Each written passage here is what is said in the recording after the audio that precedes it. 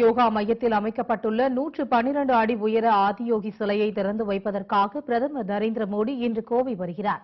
அவரின் வருகையையொட்டி கோவையில் 5000 போலீசார் பாதுகாப்பு பணியில் ஈடுபட்டுள்ளனர்.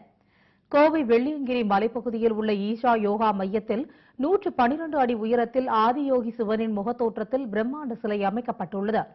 மகா சிவராத்திரியையொட்டி இன்று இந்த சிலை பிரதிஷ்டை செய்யப்படுகிறது. விழாவில் பிரதமர் மோடி கலந்து கொண்டு சிலையை திறந்து வைத்து பேசுகிறார். இந்த விழாவில் தமிழக பொறுப்பு ஆளுநர் வித்யாசாகர் ராவ், புதுச்சேரி மாநில ஆளுநர் கிரண்பேடி, தமிழக முதலமைச்சர் எடப்பாடி பழனிசாமி, மத்திய பிரதேச முதலமைச்சர் சிவராஜ் சிங் சவுகான், ராஜஸ்தான் முதலமைச்சர் வசுந்தரராஜே சிந்தியா, ஆந்திர மாநிலம் முதலமைச்சர் சந்திரபாபு நாயுடு உள்பட பல முக்கிய பிரமுகர்கள் கலந்து கொள்கிறார்கள். விழாவில் கலந்து கொள்வதற்காக பிரதமர் மோடி டெல்லியில் இருந்து தனி விமானம் மூலம் இன்று மாலை 5:20 மணிக்கு கோவை வருகிறார். பின்னர் அங்கிருந்து விமானப்படை ஹெலிகாப்டர் மூலம் ஈஷா யோகா மையத்திற்கு செல்கிறார்.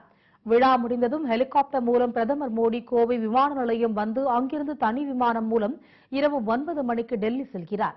விழா நடைபெறும் இடம் மலையை ஒட்டியுள்ள பகுதி என்பதாலும் மாவோயிஸ்டுகள் நடமாட்டம் உள்ள பகுதி என்பதாலும் அங்கு 5 அடுக்கு போலீஸ் பாதுகாப்பு போடப்பட்டுள்ளது. மேலும் மேற்கு தொடர்ச்சி மலையை ஒட்டியுள்ள 15 கிலோமீட்டர் தூரத்திற்கு வனப்பகுதிகளிலும் போலீஸ் பாதுகாப்பு போடப்பட்டுள்ளது. இதனிடையே பிரதமரின் வருகைக்கு எதிர்ப்பு தெரிவித்து கருப்பு கொடி காட்டப்போவதாக தமிழக விவசாயிகள் சங்கம் அறிவித்துள்ளது.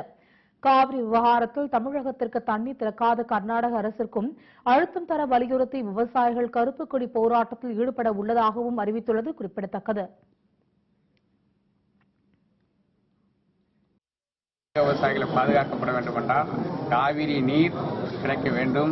காவிரி நீர் கிடைக்க வேண்டும் என்று சொன்னால் நடுவர்மன்ற இறுதி தீர்ப்பின் அடிப்படையில் காவிரி மேலாண்மை வாரியம் காவிரி நீர் பங்கீட்டு ஒழுங்காற்றுக் குழு அமைத்திருக்க வேண்டும். உடனடியாக காவிரி மேலாண்மை வாரியம் பங்கீட்டு குழு அமைத்திட வேண்டும். பிரதமர் கோவை வருகிற போது அவருக்கு எதிர்ப்பு தெரிவிக்கிற வரையில் கருப்பு கொடி ஆர்ப்பாட்டத்தில் ஈடுபட இருக்கிறோம். பல்லாயிரக்கணக்கான விவசாயிகள் மாணவர்கள் இளைஞர்கள்